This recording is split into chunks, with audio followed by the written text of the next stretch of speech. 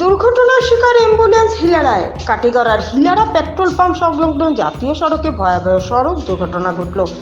জানা গেছে শনিবার সকাল 11টা নাগাদ কালাইন অভিমুখে যাচ্ছিল AS01EC 0417 নম্বরের একটি অ্যাম্বুলেন্স গাড়ি।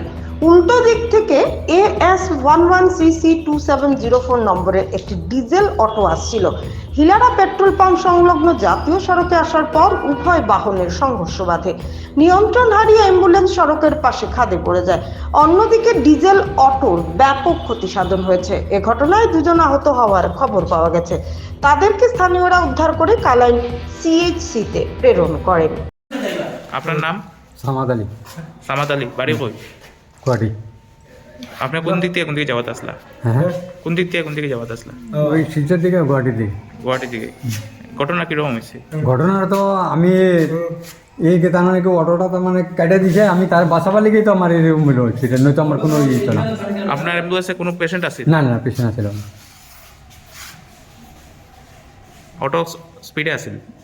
অটোটা তার মানে কি এরকম করে কেটে দিছে, আমি আসতেছি তারে বাসা পালিকে আমার মানে অটোটা থামাই আছিল না রানিংও আছিল? হ্যাঁ, এরকম ঘুরাইছে গাড়িটা হঠাৎ হঠাৎ হঠাৎ ঘুরানেই তো আমার হইলো অ্যাক্সিডেন্ট, নয়তো আমার অ্যাক্সিডেন্ট হতো না।